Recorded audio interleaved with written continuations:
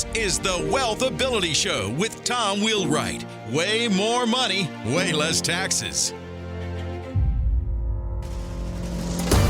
Welcome to the WealthAbility Show, where we're always learning how to make way more money and pay way less taxes. Hi, this is Tom Wheelwright, your host, founder, and CEO of WealthAbility. So this pandemic is requiring us to negotiate in new ways and negotiate things we would not normally have to negotiate. So today you're going to discover, actually because I'm in this with you, we're going to discover how to successfully negotiate with your landlord, your tenant, your bank, your vendors, your customers, and your employees.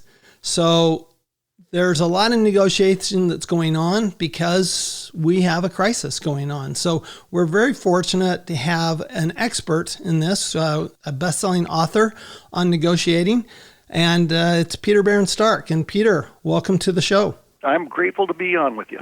So Peter, if you would, just give us a 30-second background of, how you got into negotiating and why you think negotiating is so important. So the way I got into the negotiation, skill development, and authorship was I owned a commercial printing company for about 9 years, and I was a small company, $3 million in sales, about 25 employees.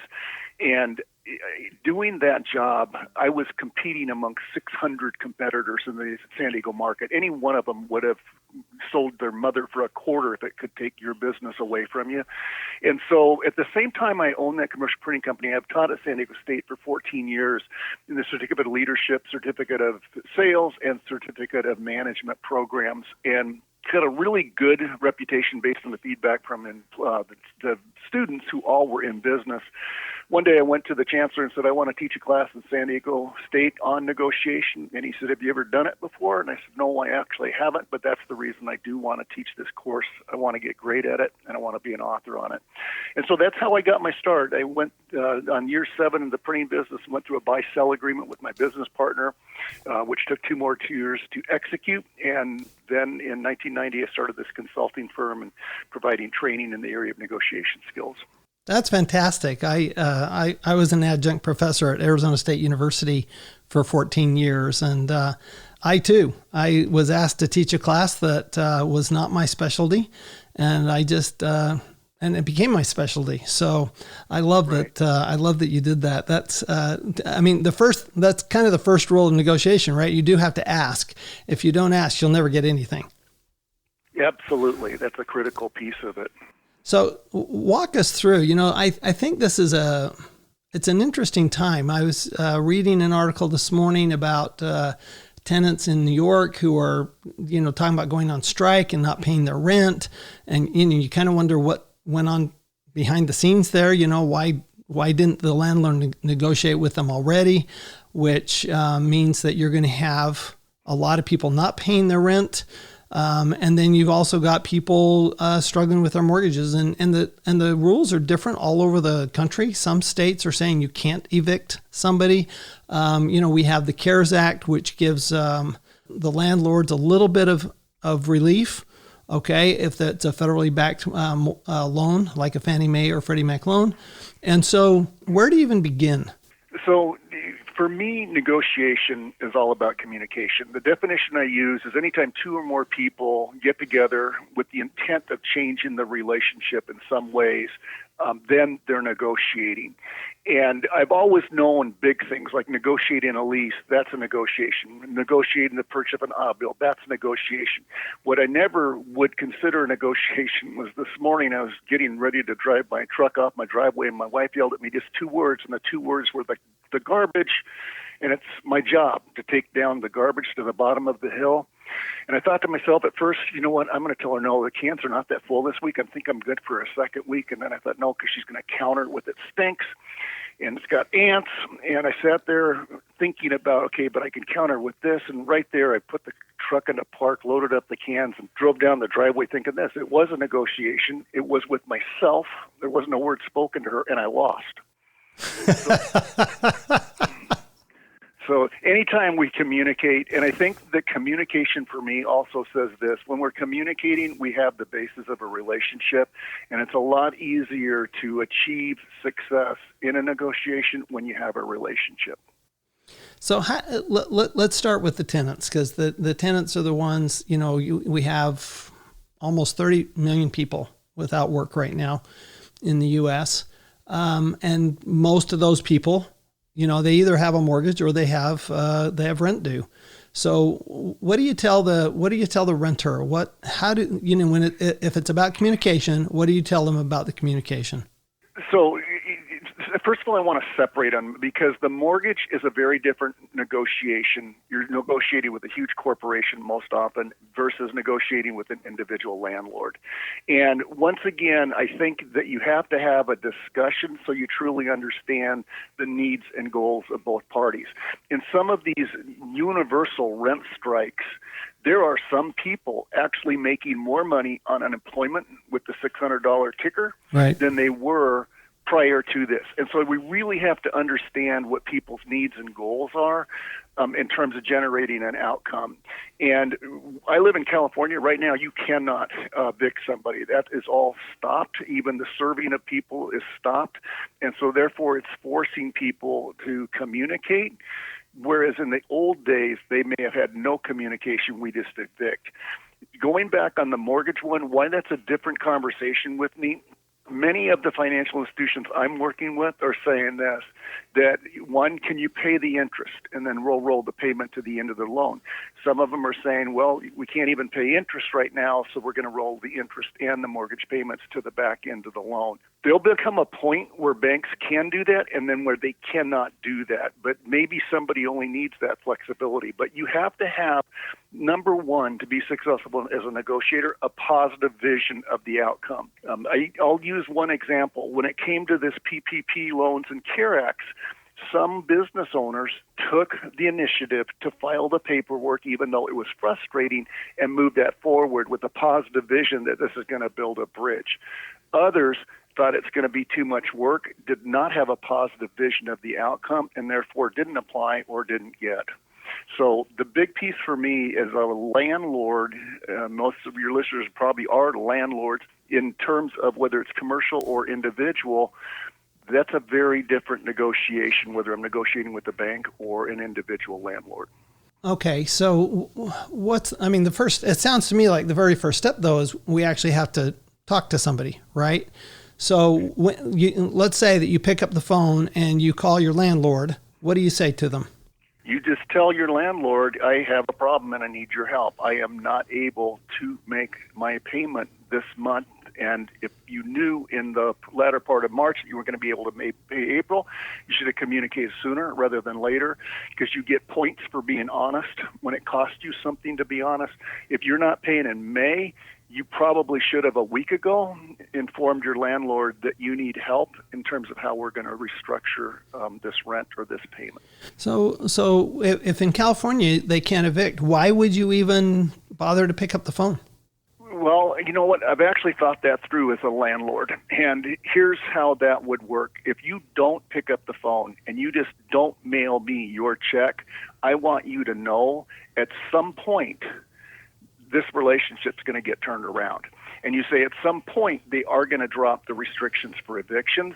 And you say, in my particular case, I have two rental houses, probably both below market, $500 to $800 a month because the tenants have been in there a long time. I have a relationship with them. I will work with them. But if they didn't communicate with me and they stopped paying the rent, I want you to know whether it's September, October, November, or December, probably they're not going to be in that house. For me, having the relationship is what creates an opportunity to work with someone to try and find a win-win outcome. There's really 5 different outcomes that can happen in a negotiation. You have the lose-win. That would be where the tenant doesn't pay the rent, the landlord can't make the negotiation payment, one's winning, one's losing. You could have the opposite of win-lose. You could have lose-lose, where the tenant refuses to pay rent on the house, and eventually the homeowner loses the house through foreclosure. You could have win-win. You know what? Why don't you just pay half the rent this month, And then what we can do is just add $50 or $100 on in the future months.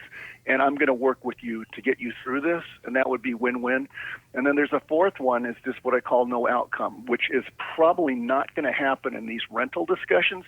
But no outcome would be we go to buy a new car. We can't come to agreement at the dealership, and we just walk away. And the reason that's no outcome is the dealer can sell that car to another person. The person's going to go to another dealership to buy the car.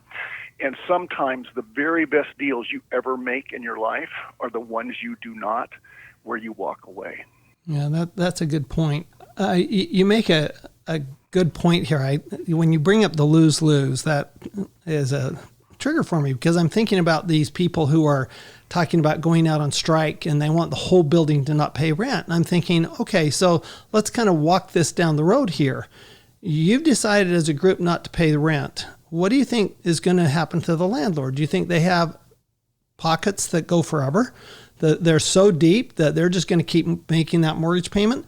Or even with a large multifamily housing project, some of these are pretty thin. I mean, when you consider that in the last few years, the prices have gone up so much that some of these rental properties, they're depending on that rent.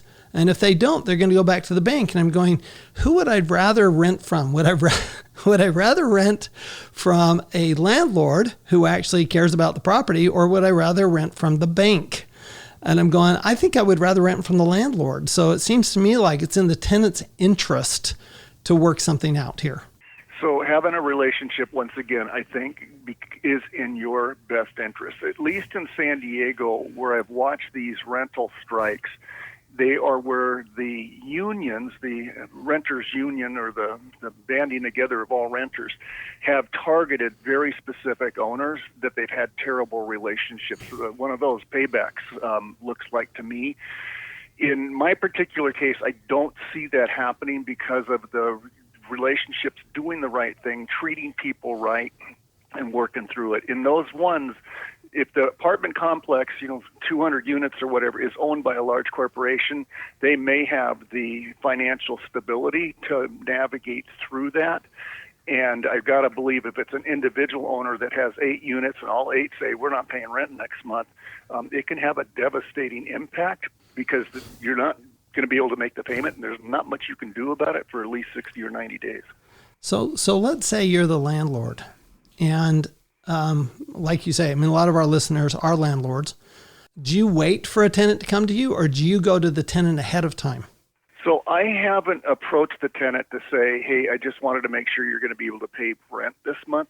I have not done that. I would expect them to come to me if we're going to have difficulty paying the rent. So I didn't want to go to them and say, hey, I know these are really hard times for everybody right now. You might not be able to pay me the rent. I did not want to set up that expectation. I do have a positive vision that they're going to pay the rent. Okay, so you would not go to them ahead of time. You wouldn't want to make sure. Now, are there things that you would want to do to build that relationship to maybe encourage them to pay the rent? Because as you were saying that, these renter strikes, that they've targeted certain owners that they've had bad relationships with. Are there things that you might do as a landlord to kind of boost that relationship, even though you're not saying, I'll take your rent over, I'll postpone your rent or take half of it or whatever? I think it is legitimate that you could just check in on people and say, hey, I just wanted to make sure you and your family are healthy, safe, and strong as we go through this coronavirus. I don't see anything wrong with that. I don't have an intention of doing that. If anything ever goes wrong with one of the houses, they're really comfortable calling me. So I probably am still not going to do that, but if I was a landlord and I had any concerns about my relationship with my tenants, I would do that. Okay, good point. So what about, so let's shift to the bank situation. You're negotiating with a bank. Very different animal here, not an individual. This is probably, not what I call real people. This is a bank, and you're not talking to the owner of the bank. You're talking to somebody who might easily make no more money than you do. How do you start? Okay, so this is actually one I've been advising a couple people on. And so what's going to happen when you call the bank and let's say you own a retail center or an office building, and you call the bank and you say, I want you to know my tenants, including big ones like a Carl Jr.'s or some other big national types of tenants, have already notified me they're not paying their rent coming up, and most of these major tenants have done that. They've notified their retail centers they're not going to be paying rent in April and possibly May. So as a landlord, you can then call up your bank and say, hey, I just want you to know I'm not going to be able to pay rent coming up for April, or for most of them it's May. Most of them did pay April. Most of them it's going to be May. First thing the bank's going to tell you is you have to stay current, or we're not going to have a discussion with you.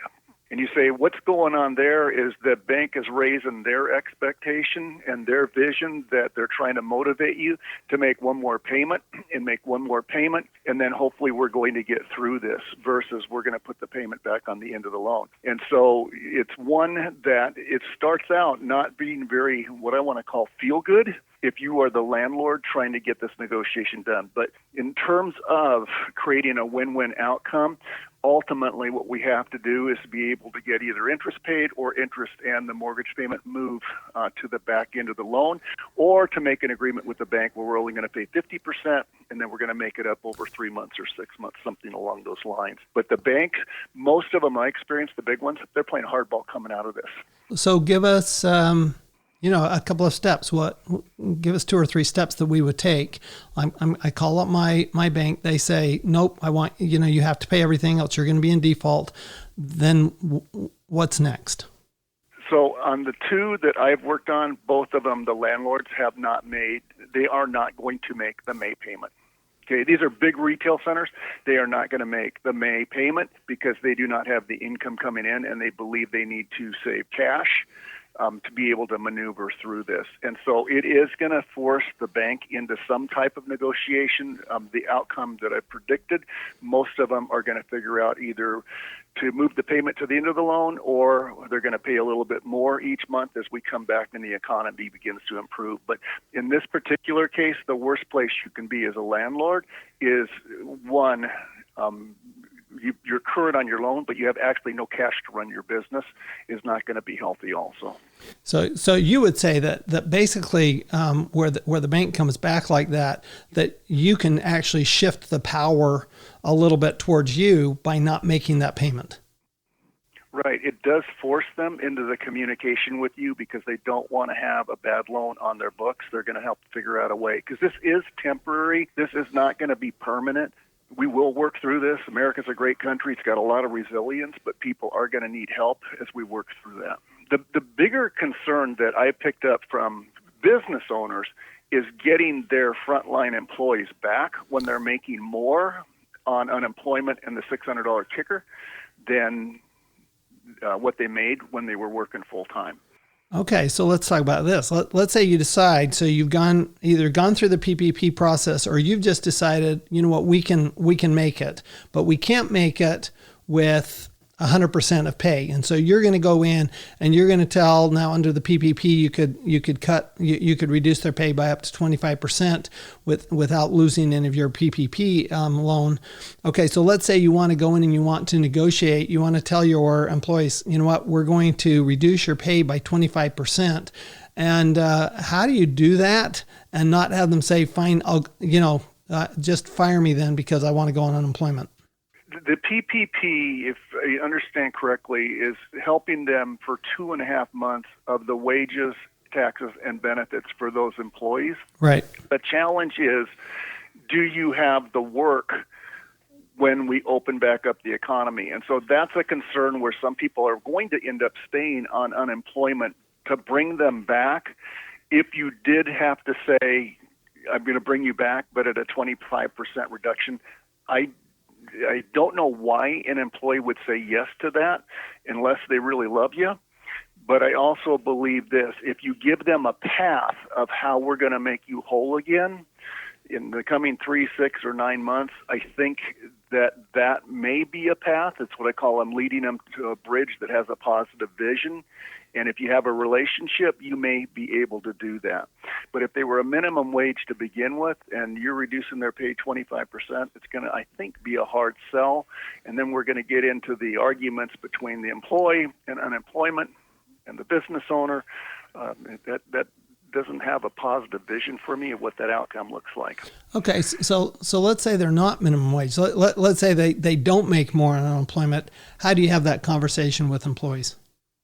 I don't know, Tom, that I have the best answer for you, except I can give them a positive vision of how I'm going to restore them to where we were.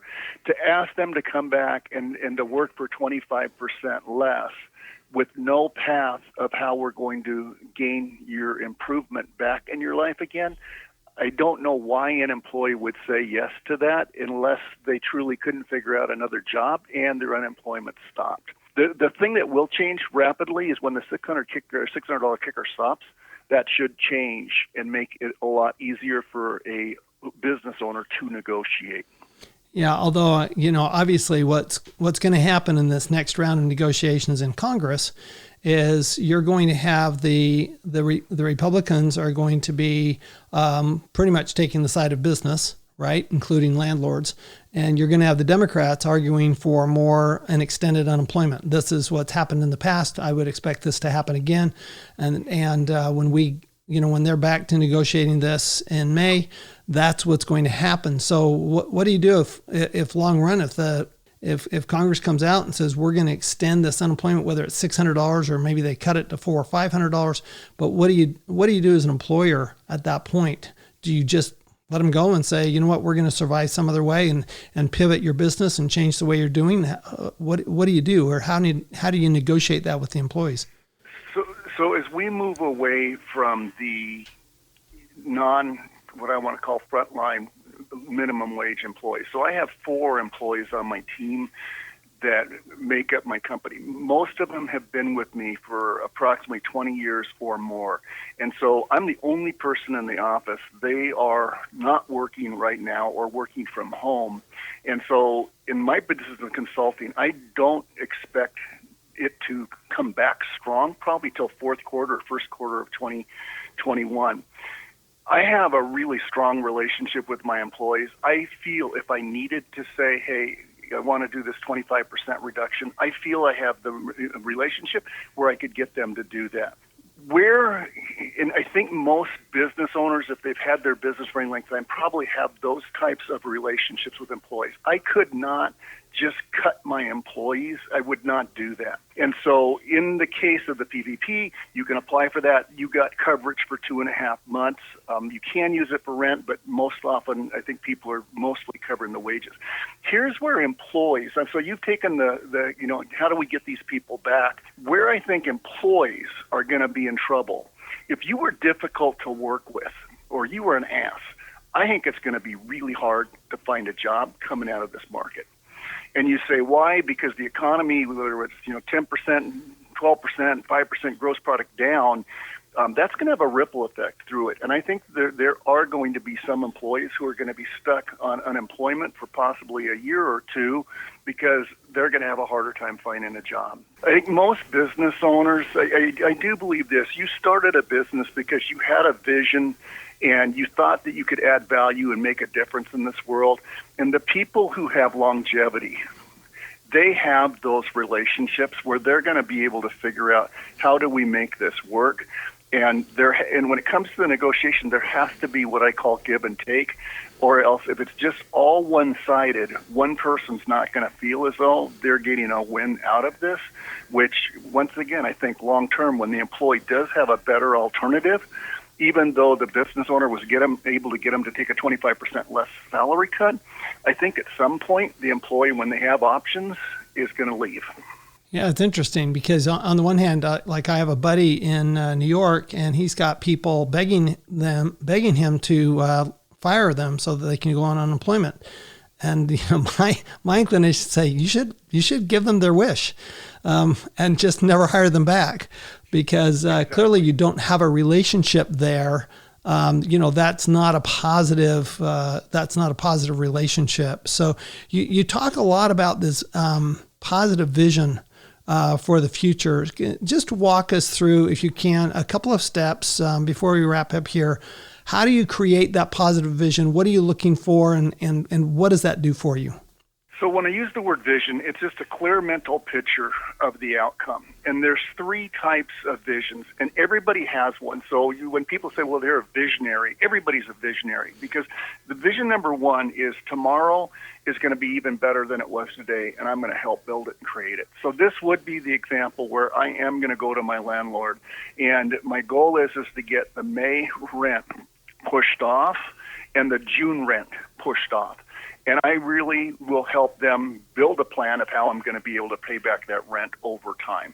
So that's a positive vision, and the landlord's going to work with me. Vision number two is just what I call vision of the status quo. And that means I don't want to lose anything. I don't want to gain anything. And I guess what I said when I talked about my two rental tenants is I have a vision that they're going to continue to pay the rent, and we're going to go on status quo. And then we all know somebody who has the third vision. It's a negative vision, and it goes like this. You think today's bad? You wait. Tomorrow is actually going to be even worse than it was today. So I joke, I was shopping at Vaughn's, and I came through the checking counter, and I said to John, the checker, I said, John, I said, is this thing going to get better or is it going to get worse? He looked at me and he goes, we're going to have martial law. I thought, we're in trouble. But that was his vision. This thing is going to go so bad that we're going to have law and the National Guard out here to restore order. So everybody has a vision, but for me, what makes a good negotiator is the person who has the ability to say, I want to create an outcome that's going to work with me, and I'm going to figure out a way to make this work with our landlord, because we both have very different goals, and we're going to figure out how do we find out about each other's goals and how do we make that work. And my belief is that vision is probably the number one key to being a successful negotiator, and it's also the biggest mistake that negotiators make when they go in and go, you know what, they're not going to give me anything. Why should I even try? And with that attitude, whether your vision is positive or negative, you're right. Interesting. So any last words for our listeners? I just think this is such a tough time. And I love the positive vision of the future. I when you say that, I keep thinking of Phil Mickelson hitting that difficult golf shot, which is what he's done, is right. He's created a positive vision of what's going to happen with that ball. And any last words for our listeners as what to do during this really difficult time? Okay. So a couple of the things I want to add is, one, I want you to go into the negotiation with high aspirations. And so high aspirations mean this: I am going to get my rent waived or restructured for both May and June. I want to go for 2 months.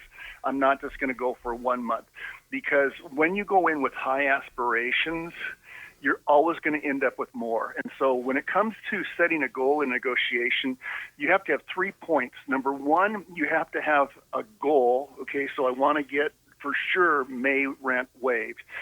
To come into the negotiation, you actually have to have a wish. So the wish has to be higher than your goal. So I want to get the May rent reduced or removed or put further out, and I want to get the June rent. So that's my wish, May and June. But my goal is just May's rent. And then you have to have a bottom line, and the bottom line is the lowest I'm going to agree to is waiving or putting further out 1/2 of 1 month. And so have high aspirations going into the negotiation. You'll always walk away with more. And the third thing I want your listeners to remember is have options and alternatives. And you say, what could options and alternatives look like? An option could be this: waive rent. Option number 2 could be half a month's rent. Option number 3 could be half month's rent, but I'll make up the half month over the next 6 months to make the landlord whole again. When two negotiators have options and alternatives, almost always they're going to be able to work out a win-win outcome. The most difficult people to negotiate with are people who are unilateral thinkers. And if you go back, we had a grocery store strike many years ago in California, and it was over whether the workers would pay anything towards their health care. And so they went on strike for 25 weeks. And when they finally agreed 25 weeks later, it was exactly what the supermarket chains had put out on day one. And you see what happened? They threw their anchor overboard without a chain attached. And then they had no options. So develop options and alternatives. It'll make a difference. I like it. I like it a lot. I think that communication and those options, and really the people who are not just surviving, but thriving during a difficult time like this are the ones who have options and who create options and think, okay, well, what could I do that I've never thought of before? And always looking at it from a different viewpoint. I think when we do that, I think we're always going to have way more money. And of course, when we look at the options from a tax standpoint, we're going to pay way less taxes. So I want to thank Peter Barron-Stark. Peter, tell us, first of all, where we can reach you. How could we get more information about you? So I'm real easy to connect with. It's peter@peterstark.com. My website is peterstark.com, and there's all sorts of free tools on the site that will help people. And I just leave your listeners with one last tip, and it's a good one. Don't ever say yes to the first offer. There you go. Always great negotiating. Don't ever say yes to the first offer. Thank you, everyone, for listening to the WealthAbility Show. Please subscribe on iTunes and leave a 5-star review if you enjoyed the show. We do want to hear from you, so please also share your comments and feedback, and we'll see you next time.